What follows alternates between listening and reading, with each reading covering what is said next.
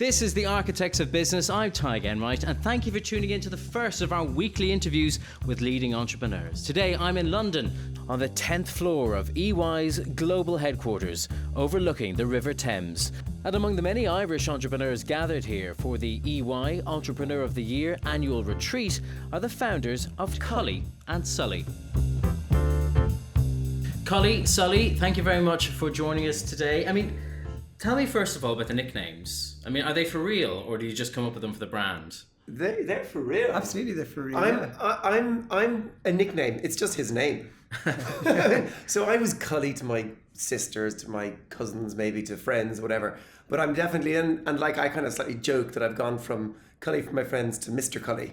I kind of missed out the bit in the middle. Whereas Sully and all his brothers are all Sully to all their mates. Yeah. And then when we started the business, when we were researching the idea, we had a little converted room in Ballymaloe, and there's about 100 people thereabouts between family and people who are working there, and they were saying how are Cully and Sully getting on, or Sully and Cully, or whichever variation of that, and we said, well, could we call the business Cully and Sully? And we were looking at other ideas at the time. It wasn't overly apparent to us that we would call the business Cully and Sully. We were looking at names like Rocket and Thyme or Eleanor's Food or loads of Shanagari Foods, more kind of serious names. And then I can't remember exactly when we said, well, let's call it Cully and Sully. But I do remember going to people in Dublin when we were researching the idea, saying we were thinking about calling the business Cully and Sully. What do you think? Well, we had that day when we had the three names. That's we had right. Cully and Sully, we had Cullen and Cullum, and we had Rocket and Thyme. Yeah. And we stood outside, if anybody knows it, the Super Value and the Marks and Spencer's in Merchants Quay Shopping Centre. In Cork. And that day actually brought through one of our main mantras of the project of the whole brand. And people we'd say, what do you think of Rocket and Thyme? And they go, yeah. What do you think of Cullen and Cullum? What's your name? What do you think, Cully? And they just smile. Yeah. And it's that's core to us. There's two great. One thing is the food needs to taste delicious, and the other thing is we need to make people smile. And then I suppose the next thing that happened is we came up with the name, and we met him, and the guy who designed the Lucozade bottle or something, and he goes, I love everything about the business, but I hate the name. Yeah. And I was like, At that stage, packaging was ordered. It was about 4.5 seconds after we pressed the button to order the packaging and decided. I was like, we're not changing it. It's just not happening. I think history has proved that guy wrong at this stage. Yeah. But take me back to the very beginning. So you guys were friends before you ever even entertained the idea of going into business together? Yes. How did you meet each other? How did you know each other? Again, we don't really know. We were aware of each other. We played tennis and we kind of wonder. I went to the primary school of Middleton College, and Sully went to the senior school, the Middleton College. There's no senior. Went to the Middleton College, and so all my mates went into school with him. So we're both the same year. And then I went off to, I was going to curse there. I went off to, curse all you. Went off to Newtown Quaker School. We're a Quaker family, and played against these guys in hockey and rugby and cricket and the rest of it. And then I started to drive. And that's actually when I started to drive and I started to drink, and of course we'd never drink and drive. I started hanging out with friends from primary school again, and you were mates with them, and then we lived together in college. But the fact that you both came from kind of foodie families in Cork, did that give you something in common, or was that part of what you think drew you together? I think it probably gave us something. Well, started off with me cooking and you cleaning up. That was definitely brilliant. Perfect mixture. Perfect business combo. I was studying food business in UCC. Cull was studying fine art and sculpture in the Crawford. There's the irony of it all. Yeah, and as I say, Cull cooked. I shopped. I washed up. And there was kind of a natural synergy there between the two things. I was always looking for ideas, and we'd always discuss ideas of setting up a business. After college, I worked for Musgrave for a while, but it was always about setting up a business. What do we do? Will we make stocks? Will we make sandwiches? I was smoking chickens for a while with a friend in Cork. Always trying to do something. So it wasn't a big eureka moment. This was always kind of at the back of your mind. Yeah, you were such good friends. Because it was what year? It was in, we were in college in 95, 96, 96, 90, 96 we were in Gillaby living together. And 2004 we brought out the business. Yeah, but I was leaving school 94 to 2004. It was like we were talking about stocks, and a year later, and 10 years later, almost to the button, actually to the launch of the soups we brought out. 2006 is when we brought out the soups. And so it was like very obviously closely connected, the stocks and the soups, but it was just by coincidence. And throughout those years, you were just turning over ideas in your head and wondering what's the right one to bring to market. Not at all. No. What do you mean? You probably were. I was studying fine art. Let's put that. Yeah. But the ideas weren't always around food. I mean, I remember I was looking at a business with coffins. I reckon there was an opportunity with coffins to America, and I really wanted to start a business. And it was just something in me. I can't describe what it was. But I'd studied food. I had an interest in food. I had an interest in agriculture. And then I suppose out working for Musgrave Group, you saw an awful lot of stuff in there. And then in the year 2000, it was a very kind of an entrepreneurial place. There was an awful lot of stuff happening within the business. And you were just seeing different opportunities. But always, I could never see myself in a business that big for forever. So I was the opposite. I came from a food business, and the last thing I wanted to do was get involved in food. Like you come from food shop. You're of the Allen family. It was like exactly. So I didn't need to study it. No, actually I was hearing someone earlier, and they were chatting about interviewing people for jobs, and one of the questions they always asked them was, like, a person coming in for an interview, was what do you talk about at the kitchen table or the dining room table, which I thought was quite interesting, because he was interested in what the conversation was around. I won't say what I won't say what the outcome, what the no-nos were, but you can probably guess. He was looking for interesting people with entrepreneurial sort of spirit. But I told him he was mad. Sully basically rang me up one day and said, "Listen, do you want to start a food business?" And I said, Well, why were you so hesitant? Because you must have known a fair bit about it, because you exactly. All around No, or was that the problem? Yeah, exactly the problem. I was chatting to Liam Casey, and he was working in the clothes business once now, and he was saying, "I'd never go into the clothes business because what is it's always, I suppose the grass is always greener on the other side, isn't it? Like, there's got to be easier ways to make money than the food world." So come here, how did he seal the deal? Well, actually, no, I went with it. I think you're mad, but I was really I had been working as a website designer, and then I started to become a programmer, and that was like the end of it for me. I was like, okay, I got to get out of this job because I'm sitting in front of a computer for too many hours of the day. So that was never me. And then I started designing websites myself, and that was kind of, this was, I suppose, what was this, this was around 2000, 2001, 2002, 2003.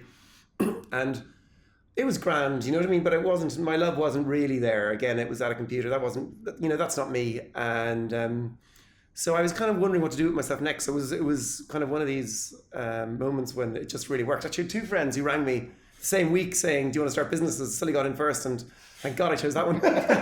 Mind you, the other guy went on and was very, very successful too in the recycling world. Well, you backed the right horse. Probably backed the more colourful horse anyway. So soups, where did the idea come from to make great quality soup that people can pick up off a supermarket shelf? Well, we launched with the pies first. Oh. So we launched with the pies in September 2004. Our original idea was, I was living in Dublin. I was working with Musgrave in Ballymun in the warehouse there. And you come home in the evenings, and there was I was living near Castleknock, kind of out that part of Dublin, and there was so much pizza you could eat. My mum had a small business in Middleton in Cork called the Granary Food Store, and she was making prepared meals, and I'd bring those back when I was home for the weekends, but they'd run out. So I was thinking it must be an opportunity for people like me in Dublin who are you're by yourself, you're not going to cook a big dinner, to eat really good quality food. So that's where the idea started, and that brought us on. It was in September 2003 that I said to Musgrave, I'm going to leave. And they were very good to me. They said, "Look, you're mad, but if you want to stay for a couple of months, continue doing your job, and if you want to research on the side." And it was a fantastic thing that they did. And over that first year, and that was, I think, one of the keys of our success, was what we did is we started researching, we started meeting people. And what we do is we'd go and meet Jack, for example. And Jack, we'd spend an hour with Jack, and we'd always bring along a prototype of our box, because a picture is 1,000 words. And they could very quickly see that we were serious about what we were going to do, and it articulated our vision for what we wanted to bring to the market. And you'd meet Jack, and always these meetings would always just last for about an hour, and you'd always get one or two nuggets of information. And then the other thing that would happen is Jack would always say, "Well, you got to go and meet Tom," right? So then you go and meet Tom, and then the same thing, and then you meet Tom, and then Tom says, well, you got to go meet Rob. And this year completely changed our business, the vision for our business and the structure of our business. So everybody who starts a food business thinks, well, we're going to start in our kitchen, and we're going to make the soup or the whatever, and we're going to launch in 10 shops, and then we'll go to 20 shops, and we'll grow like that. We, during that year, it was imperative for us, and particularly with the Ballymaloe Association, and also is what we want to do, is we did not, and the food world in 2004 was very, very different to where it is now. Even some of the very, very good retailers that are out there, there was hydrogenated fat, it was full of emulsifiers. When we spoke to people about but we were not going to use preservatives, they were saying, well, like, everybody uses preservative, why don't you do it? And starches and all that kind of carry on. But isn't that the difficulty? I mean, you were effectively trying to do, and you have done, home style cooking, restaurant style cooking. That's going to sit in a supermarket shelf for who knows, up to a week before somebody actually picks it up and takes it home. And lots of people think that just couldn't be done. Yeah, well, we didn't know how to do it. I mean, it's interesting you talk about the box. Like, we brought the box, but that box was also helping to visualize it for us. And at one stage they were, we were desperately trying to solve this problem of how do we get food that's meant to last on the shelf. And frozen is obviously one option. Short shelf life is impossible for the two of us, because we just couldn't. It goes like Tesco's fresh meals, Super Value's fresh meals.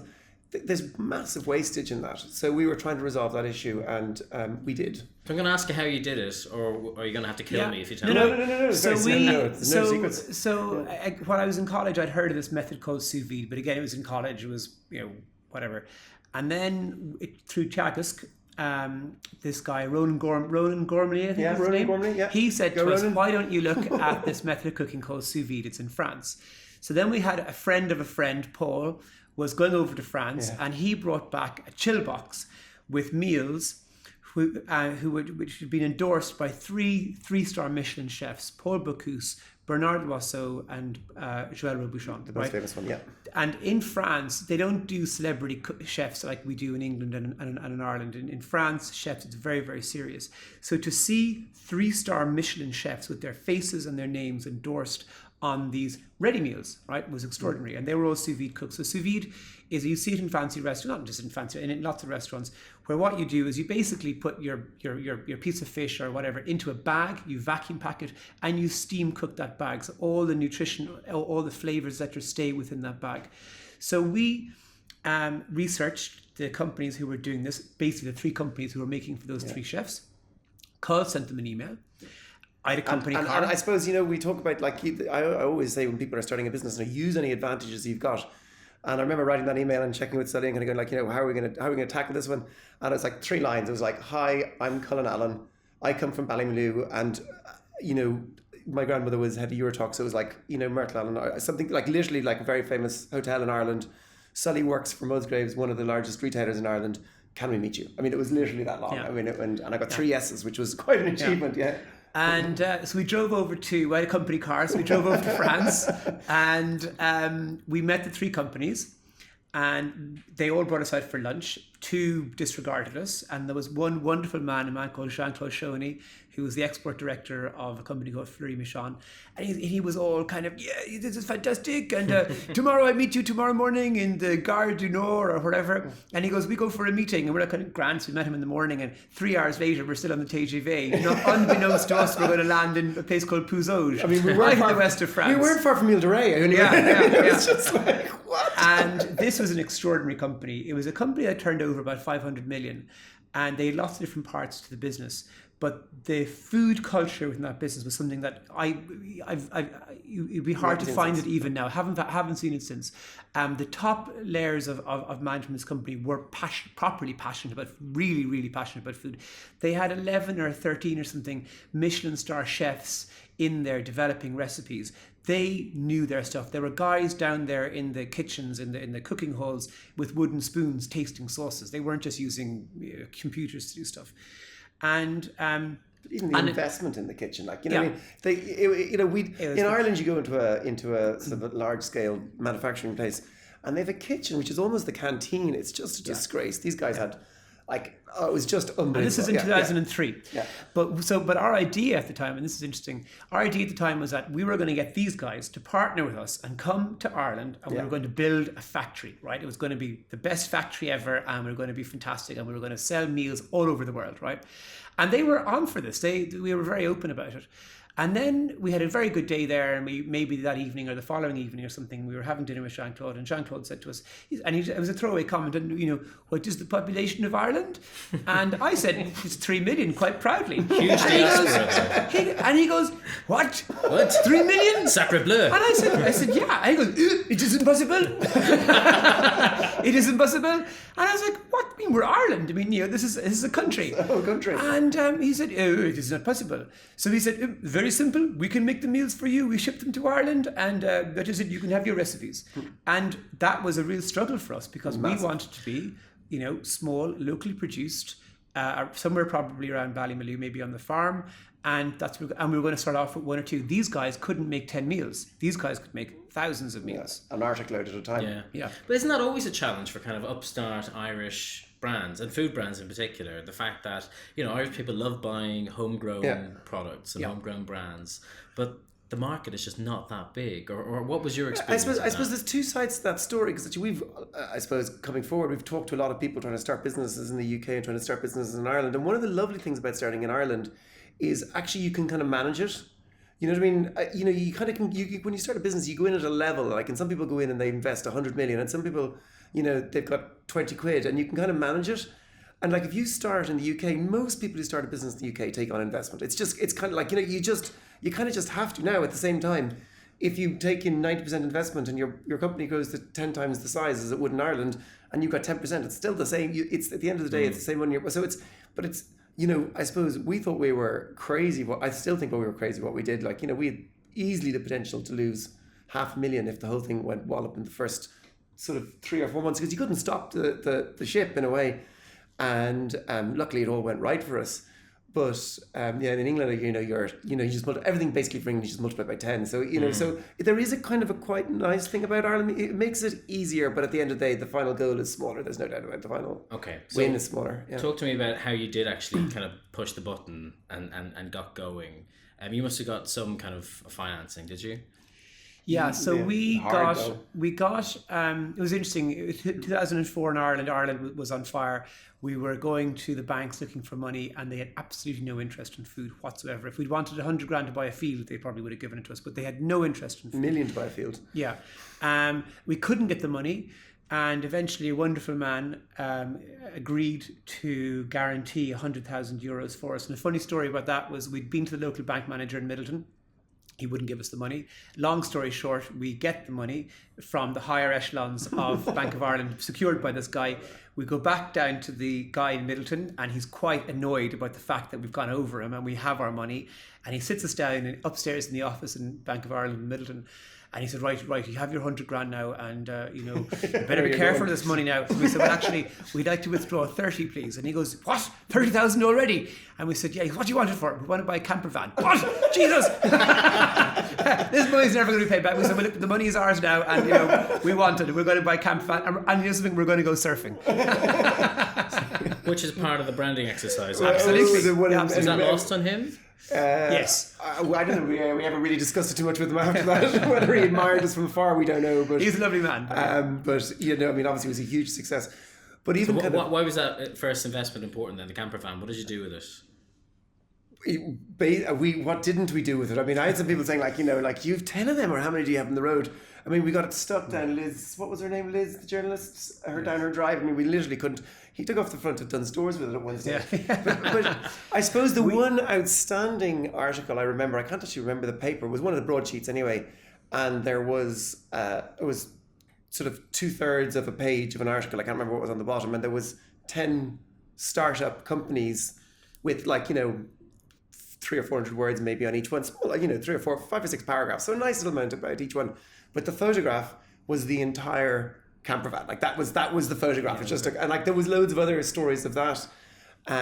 People really notice it. And it's just kind of likable. You know, there's sometimes you can. We still have it. Some vehicles can be likable. Oh yeah, it's still going through. Well, I wouldn't say it just got strong, but it it's just got Cully through. Sully Museum. It just got through its DOE with a few quid. That wasn't a bribe. That was a. So I mean, you had the recipes at this stage, and you had the money, and I guess a big part of what you do, we were talking about it earlier, is the branding. Yeah.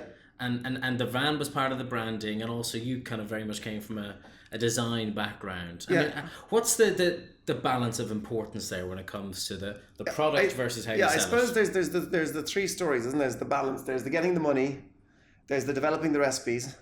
There's the trying to get the listing, and there's listing the supermarket. And then there's spending money basically, which is the branding and all the rest of it. Like that was where the majority of the money was going. You know what I mean? So you're really kind of promising one thing and kind of like Sully was much better at that than I was. Basically, kind of yes, we're listed. I remember hearing that. But the branding was something which we didn't understand branding at that stage. We didn't understand the importance of branding. And I remember when I was leaving Musgrave, one of the directors of Musgrave brought me into his office and was asking about the business. And he was saying, I was telling him what we were going making shepherd's pie and fish pie, and that's what we were going to sell. And he's asking me more. And at the end, he said, you know, you're not selling pies. You're developing a brand. And I said, no, we're selling pies. And he said, no, you are creating a brand. And we had, and so Cully and Sully to us was a name. We didn't think of it as a brand. And it wasn't really, I think, until a number of months afterwards that it certainly on me, that it didn't dawn on me that when you see all the newspaper articles that were generated about us, and you remember being in a supermarket one day and these kids coming up to me and kind of going, Cully and Sully, Cully and Sully, Cully and Sully. And it took quite a while for it to register that you were developing a brand. I mean, when we sold our business, when we were launching our business and when we sold our business, you know, we had no factory, we had no assets. The only asset was a camper van and a coffee machine inside it. And we know that because the asset was because we were looking at our assets doubling in value. what's that? So the brand kind of it took on a life of its own. And you know how the tone of voice. That was always our tone of voice. I mean, it was always just the two of us, so it was very natural. But that was something that we learned. We didn't know about. It might seem incredible to some people because you know you're two chaps with very big personalities, and as you say, anyone who picks up the products today can see that personality coming across. But the fact that maybe that light bulb didn't go off in your head at that stage. definitely. And I'd say I picked it up. I really tuned into it probably even after you. I never had that conversation with any boss. I was pretty unemployable, but it's. You know, but where we were very involved was the design of it and the graphics behind it and all the rest of it. But again, that's a very different story, and the visual of it is, and it looked pretty and it worked, and I was, you know, the functionality of it. But absolutely, I definitely wasn't thinking about the day we were selling the business and what you'd be selling. Like, you know, that's a very now, and I'm coming out of a brand. I'm living in a brand. Do you know what I mean? At home, and Ballymaloe I now really appreciate the value of the brand Ballymaloe. Put it that way. Yeah, I bet. Yeah.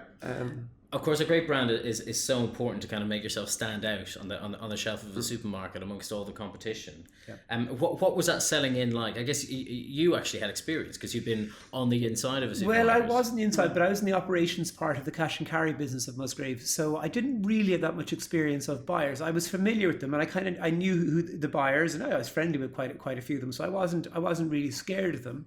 But Ireland, and it's become more concentrated, but at the time you had 4 retailers. You had Musgrave, Superquinn, Dunn's and Tesco and Spar.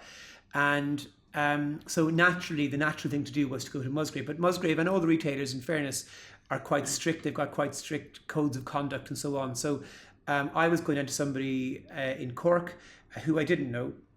And we had a meeting and they were quite intrigued. But I mean, the ready meal category at the time in Ireland in 2004, again, was pretty poor. It was really poor quality products.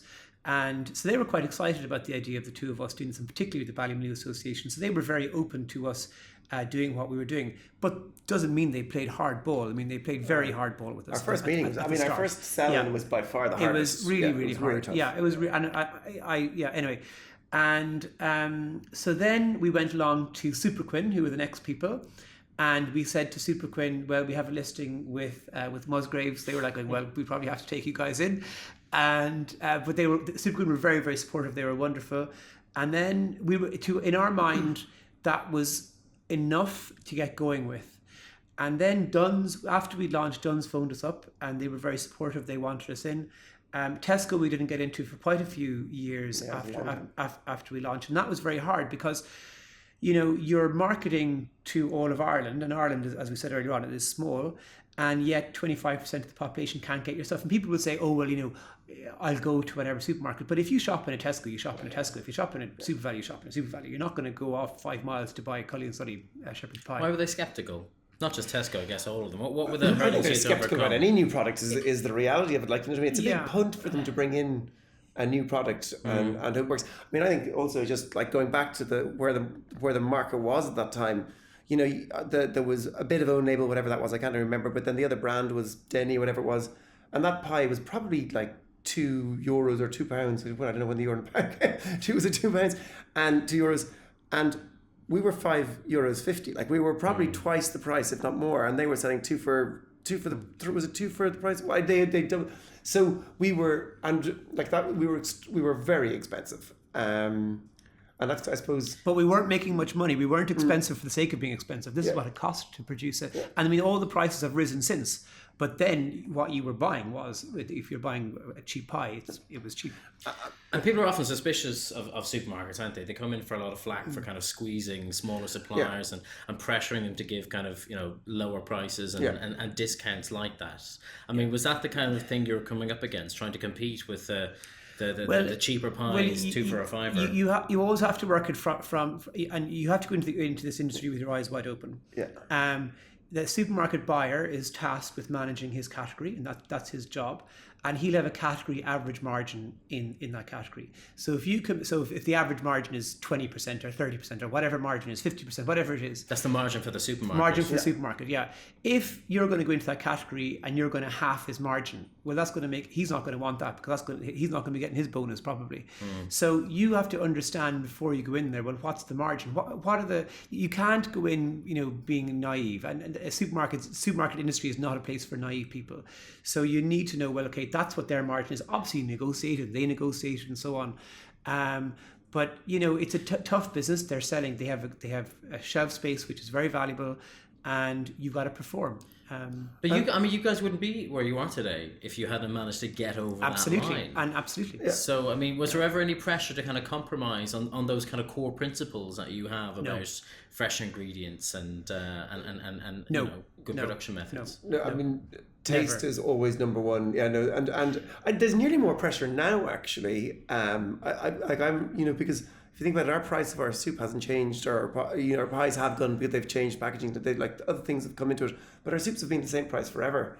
And supermarkets do want more and more. You know what I mean? And you know, we get more efficient, but you know, and as we all know, I mean, it's out there. Like, you know what I mean? The prices of things are beginning to rise now again. Like we got to 2008, we went into recession, and the price of living is going up across the board. So there's pressure now across the board, across everyone, for supermarkets as well. You know. You must have had a kind of a home team advantage when starting in Ireland, because as we were saying earlier, everyone loves an Irish brand. Was it more of a difficult sell then when you started trying to crack the international market? Because to them it's kind of like, so what, they're from Cork. Yeah, so maybe 2 years into it, and certainly when we had the soups and the success of the soups, we were always coming over here to the UK, and Board B were hugely helpful in getting introductions, and we'd go in and we'd meet them and we'd give the presentations, and then they'd come up with an excuse saying, oh, well, maybe your brand won't work over here, people won't like the style of your soup, because our soup was a very different style to what was in Ireland at the time and what perhaps probably still is in the UK. No, absolutely, very different. But there was always kind of excuses, and they were kind of saying, well, maybe it's us. So we employed these kind of consultant people who were maybe ex-Sainsbury buyer or ex-Waitrose buyers, and they couldn't get it over the line. And then, you know, with business and whatever, hindsight it's a really wonderful thing to be able to think back in things. And I often think it's the same situation of, say, for example, so we, you know, are one of the main soup suppliers in Ireland. We do a good job. I think we make good soup. We deliver into supermarkets. You know, it works well.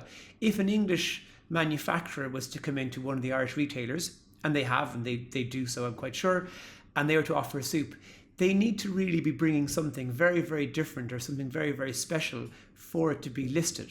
So it was the same thing. We thought we were bringing something special, but the buyer, again, you got to look at it from the perspective of the buyer. He's getting, or he or she are getting their margin, they're getting their growth, everything is hunky-dory, grand job. They don't want to, these two Irish fellas coming from Ireland, Jenny Macaroon, Massive risk. they're going to cause headaches. I don't want headaches. But I remember sitting in the buyer's office in one of the UK retailers, kind of going like, our soup is completely different. It's smooth. It's a different size. It's a different occasion. Can you not see that it's rich as opposed to, like, our soups are quite filling, quite rich, as opposed to a lot of the English, basically all the English, as far as I can see, my perspective, all English soups kind of look the same and are the same. They're all don't tell them out there. No, but it's interesting just to kind of get that perspective. Like, neither person is wrong here. It's just the perspective. Whereas I see them all in 600 grams, and I see them, like, some of them are organic and some of them aren't. They're all kind of got bits in them. They're all kind of, of a similar style to me. And for as long as the meeting went on, I couldn't, she thought we were offering the same thing. We were offering tomato soup and they had tomato soup. And, so she couldn't see my argument and I couldn't see hers. And it was just interesting, you know what I mean? But there does seem to be a much more receptive climate right now to start-up brands by supermarkets. Isn't that right? Yeah, I think so. There's an awful lot more. And don't get me wrong, the supermarkets were very receptive of what we were doing. And they are very receptive. Supermarkets are one of the most receptive, dynamic organizations in the world. I mean, if everybody wants organic, they will do organic. Yeah. If everybody wants cheap food, they will turn their stores around overnight kind of job. I mean, they're extraordinary organizations.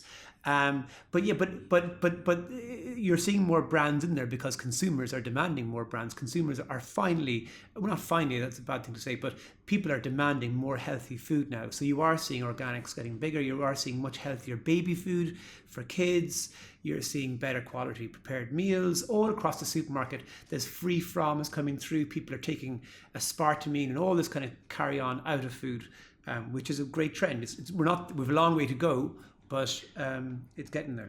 Does Cully and Sully still feel like a family business or like a business between friends? Yeah. Do you know what it does? I suppose there's lots of retrospect happening here because I'm sort of going forwards and backwards, and as I think back and talking to other people running business or taking over running businesses, and I really feel, I don't know if you're the same, but I still have a huge amount of autonomy over what happens in Cully and Sully. I find it kind of extraordinary, like, because I was chatting to another guy who's taken over running a business that was a family business, part of the same group. And I was kind of going like, he just had a different way of looking at it to me, which I thought was really interesting.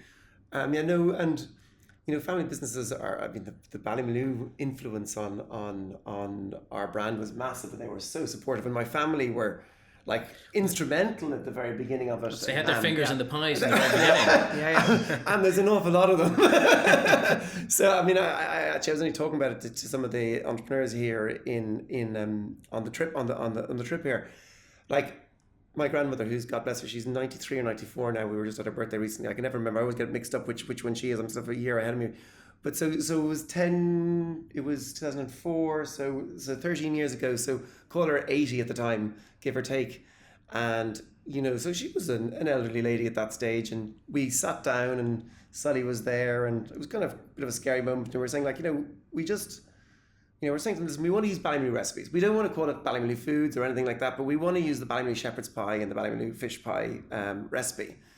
And so all my aunts were there, and they're all family. Were all very emotionally attached to the business. And I was like, oh God, this is going to be tough, Sully. This is going to go. So anyway, but it was, I just forgot, like, a lot of, they were all kind of humming and hawing about Ballymaloe being on a ready meal. Like, and fair enough, like I would have been as well. My grandmother was clear as the day. She was like, there's no problem bringing out ready meals, just as long as the quality is right. And she was making sure the quality was right. But the first thing is, she always took the same principles, which was fascinating. And then, of course, yes, but then she delivers on them as well, as any great business person does. She came over to France with us. She walked the entire Fleury Michon. She had her walking stick heading around. She asked all the tough questions, flipping. There's one thing about old people, they don't give a damn. You know what I mean? You have that scary aunt over. They need to be friends at the end of the day. Exactly. They have enough friends. It's like the older you get, the more yourself you become. I love that expression. It was kind of an extraordinary moment, and the other sort of extraordinary moment as well in the first development of the pies was Rory O'Connell, who was head chef at the time, who's Doreena's youngest brother actually. And you're probably sure everyone knows Rory O'Connell now with his books and his TV show, and everyone loves him. But he came over and to help us develop the shepherd's pie and the fish pie, and we also had a tarragon chicken, which didn't last too long. But the French made this amazing fish pie. It was just delicious. They just got it. And then they came out with shepherd's pie. Now they have like this sort of like duck sort of potato thing, which we look at with 7 heads.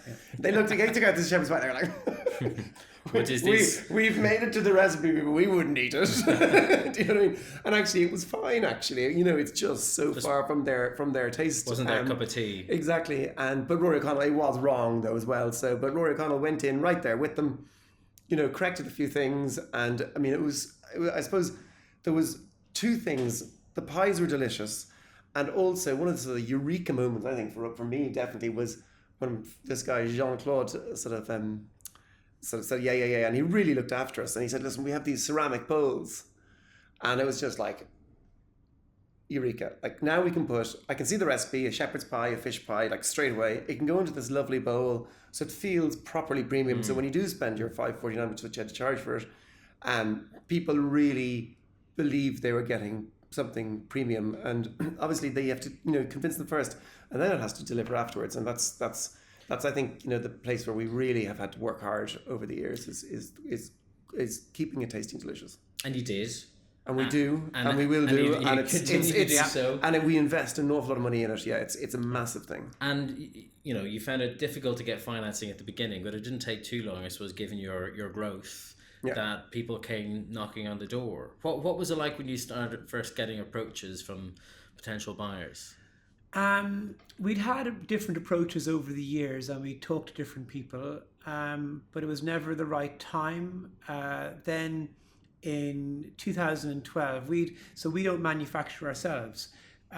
So when we started off, one of the big pieces of advice that we got was to find factories that had spare capacity and go in there, because, you know, to build a factory is like, you know, €1 million or whatever it costs. So we didn't have that kind of money. So that process worked really, really well for us over the years. But we had lots of difficulties with different manufacturers. And in 2011, 2012, there was so many things happening with the different manufacturers in Ireland, fallouts from property and all this kind of carry on. And the marketplace, Superquinn, had just got into trouble and was taken over by Musgraves. You had 3 retailers in the market, and that's, you know, that means 3 customers control the fate of your business. It's an uncertain place to be.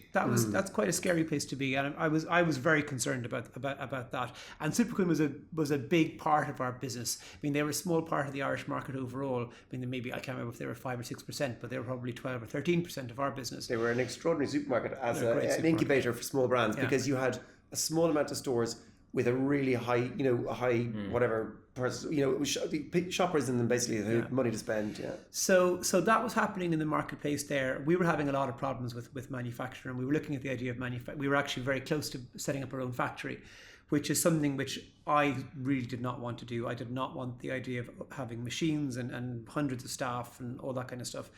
And so there was that going on.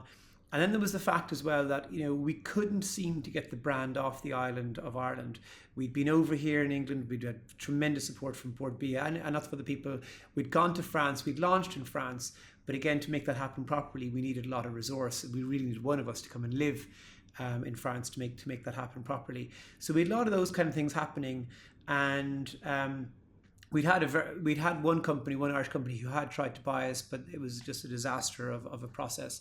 And then this American company, Hain Celestial, who had bought New Covent Garden, which was the biggest soup brand in the UK. And in fact, I mean, they created fresh soup. New Covent Garden was probably the first fresh soup brand in the UK or in the world. Yeah. And so the UK guys who were, you know, came to us and said, look, you know, would you be interested in selling your business? And we were very clear with them. We didn't want it. We couldn't spend months and months messing around. We were a very simple business because, as I said, we didn't have any assets. We were a very easy business to understand.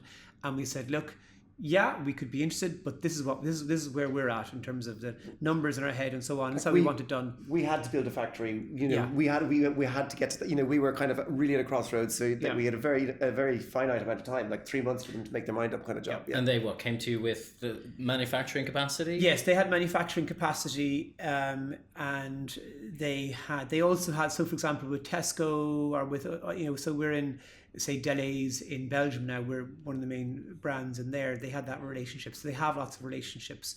And and it's extraordinary. I mean, we get on extraordinarily well with them. They don't get in, they leave us alone. They leave us do our own thing. They don't say, well, you got to take the cost out of that or whatever. There's never been a single even slight temptation or whatever, or utterance of anything like that. They leave us. They very much respect what we do. They own lots and lots of brands. So they own Ella's Baby Food, they own Tilda Rice in the US, they own Earth's Best. They're an amazing company, and they own all pretty much natural and organic businesses. But it feels like healthy way of life is their kind of healthy way of life, which suits you guys perfectly. But it does sound from the way you're describing it like you didn't feel like there was much of a choice at the time. Would that be right? No, there was a choice. Absolutely no. There was a big choice to make, is what there was. Absolutely, there was a choice. And you go through different stages, but definitely, I would feel that if we'd taken the other choice, it would have been a tougher kind of thing. But I think it would have gone well as well. But no, all there was a big choice to make. You know what I mean? And I think we'd been in business. 2008 kind of was by the time. I always think it was 2000. I remember we were outside in Grafton Street, kind of 2008, and you're kind of going, how many people would know us if you're walking down the street? And it wasn't very many, but it was between 2008, 2009, 2010. I mean, really, just our brand awareness just went through the roof. Our soup sales went through the roof as well. Yeah. Everything sort of began to happen. 2004, 2005 was 6 was the launch of the soup. Year or two, them sort of getting their foothold. And then suddenly, it was almost like, that sort of tipping point thing. Suddenly, everyone seems to know the brand. But we did have a choice, and that choice would really have been to set up a manufacturing facility. But again, with hindsight, you got to play to your strengths, and neither of our strengths really was in manufacturing. We could have got somebody in to do it, but again, to be brilliant at it, you need to have one of us needs to be brilliant at manufacturing. We're very good at the recipe development, very good at getting out there with the supermarkets, that kind of stuff. But logistics, we're not good at. Manufacturing, I'm not good at it. He'd be a disaster, and I'd probably be a disaster as well. Yeah. You're both the recipe and the branding people. I know Cork likes to think of itself as the foodie capital, doesn't it? I'm sure there's other places. What did you say? There's other places would disagree. No, Cork is the foodie. foodie. Yes, of course. So has the rest of the country caught up yet? Well, I think a great story there is way back in the day, going into the Super Value in Abbeyleix, which is actually where my mum comes from, and saying, will you stock Cully and Sully soup, or how's it going, or whatever? And they go, oh, no. This is Avonmore country here.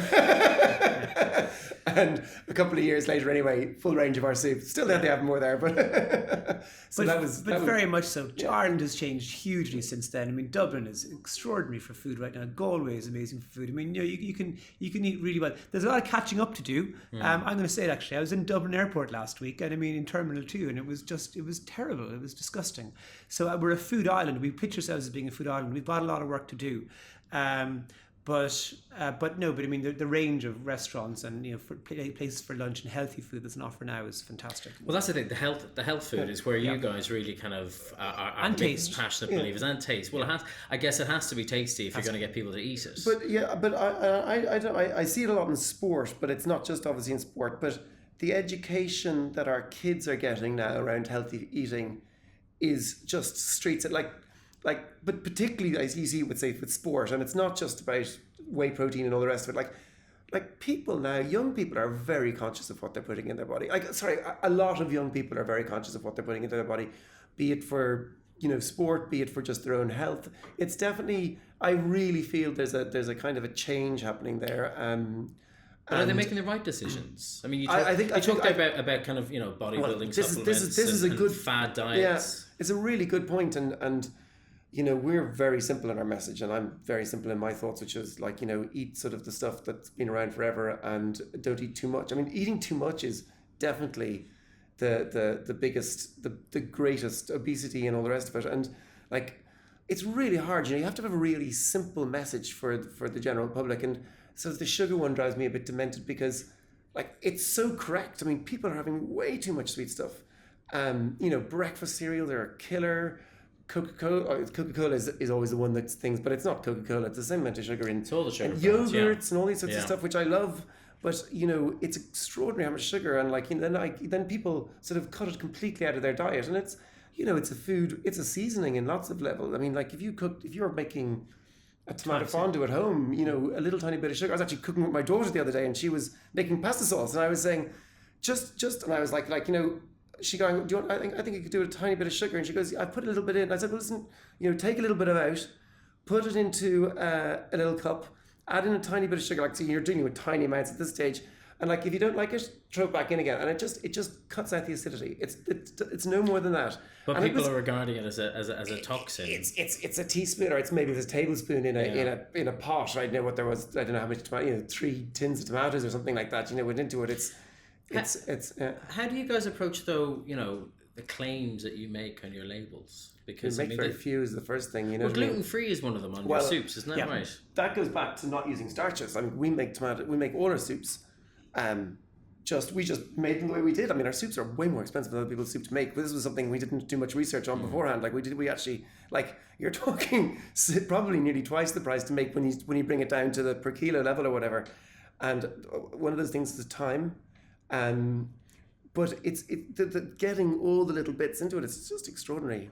Do you think, though, I mean, is there a bit of confusion going on when it comes to the labelling of lots of, not yours, but like the whole breadth of consumer foods? You know, I'm seeing packets of crisps coming out these days and saying they're gluten-free, and I said, I never thought there was gluten in crisps anyway. Yeah. You know, and people kind of think, oh, well, that's good for me then, or I can have as much as I want of that. In a soup, most soups, there shouldn't be gluten. I lost my way there. Yeah, like, you know, starches, we never added starches, and starches obviously can be gluten-free in the form of cornstarch or whatever, or they can be flour.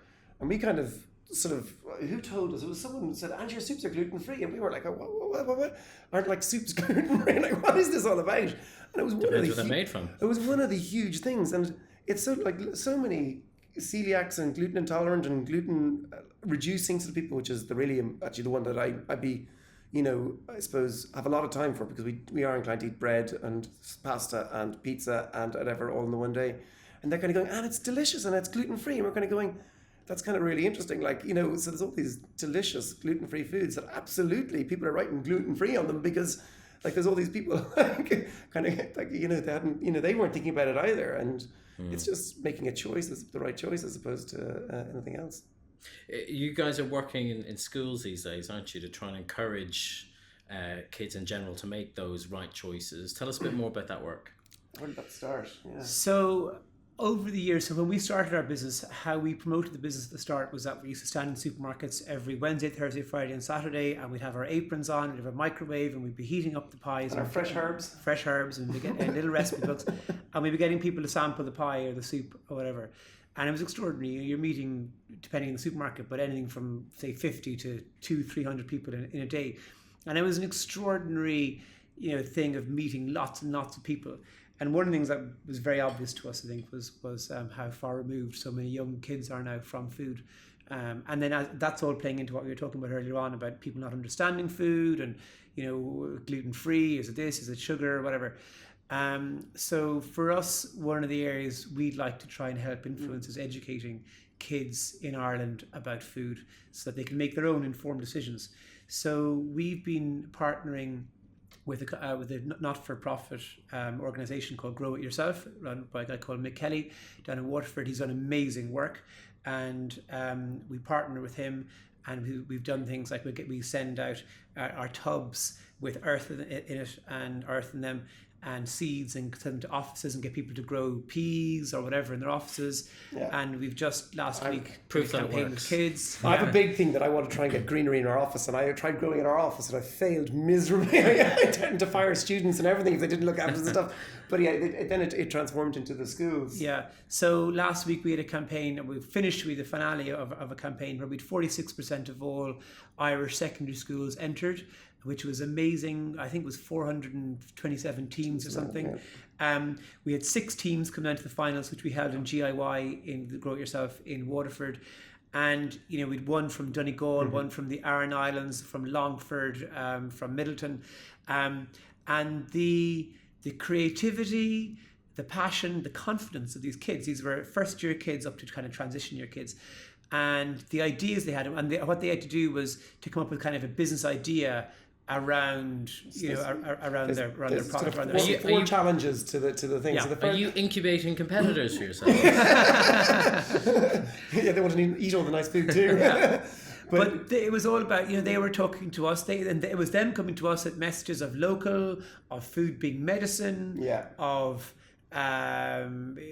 eating organic, community kind of based stuff. But where are they learning this from?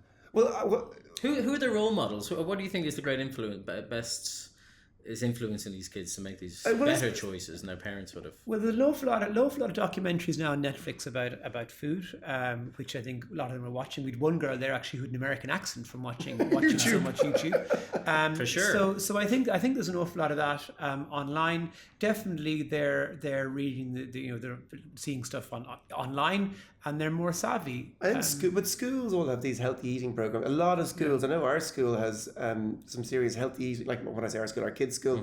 My kids' school has a lot of the healthy eating policies now, which is great.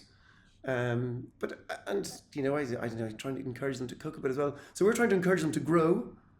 We're trying to encourage them to come up with a recipe. So it's to cook, and then we're trying to encourage them to make a business plan. So that's and I mean, it's just extraordinary. They're chatting to local business people, they're chatting to chefs, they're going foraging, they're using video, they're all learning to become cameramen, I'm afraid.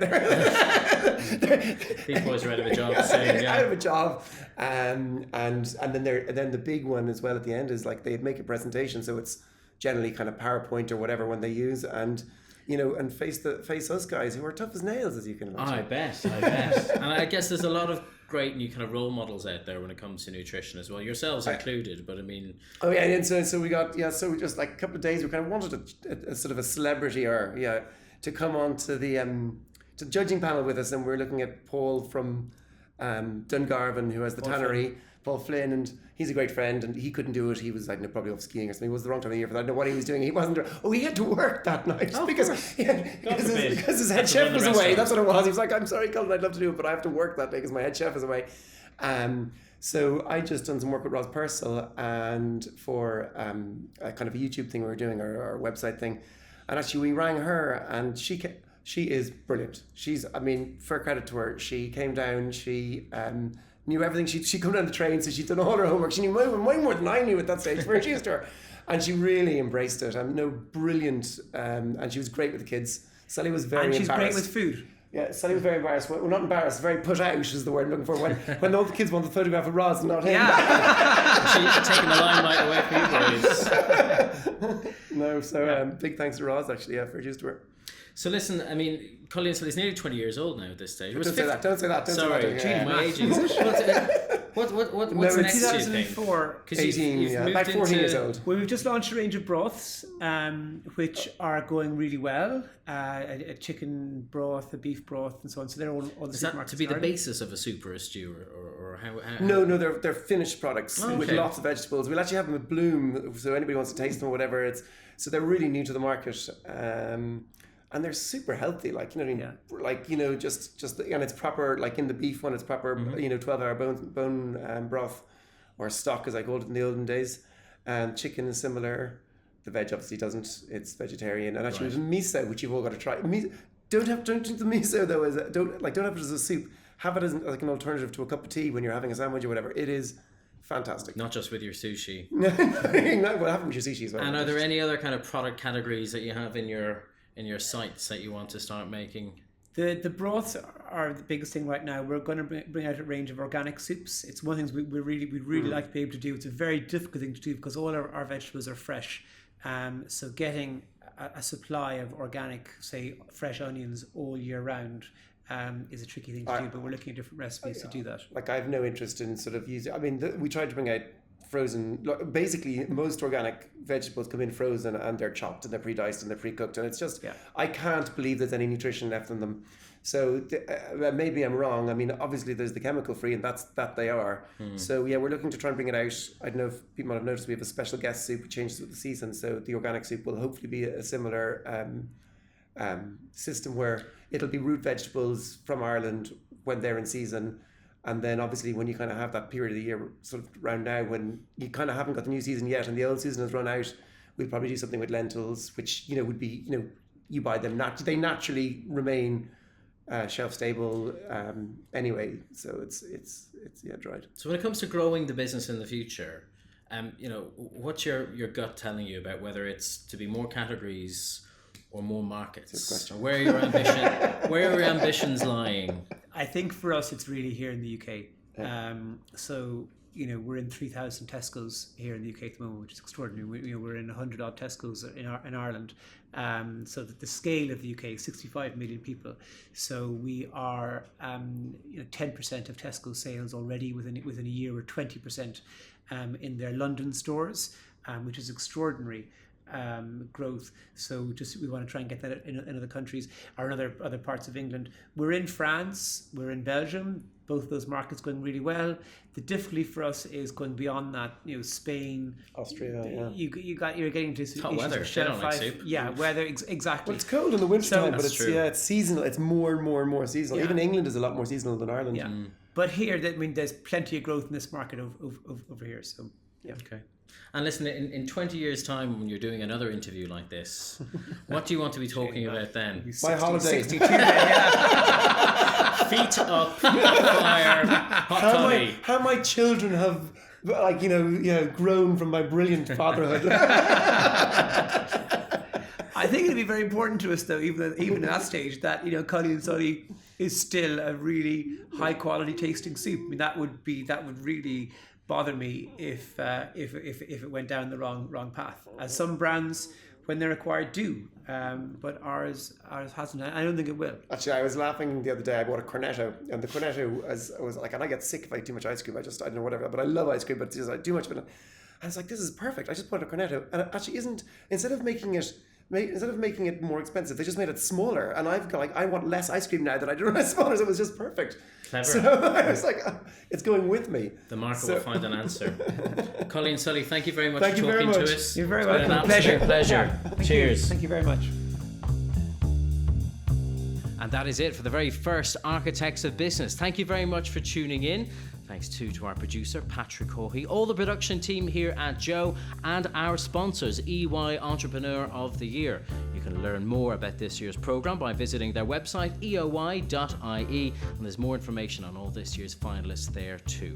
Make sure to subscribe to us via iTunes, Podcast Republic, Stitcher, all the usual good platforms. You can also watch us on YouTube, and while you're there, you might as well check out some of Joe's other podcasts. We've got the GAA Hour, the Hard Yards on Rugby, and also our new movie show, The Big Review Ski.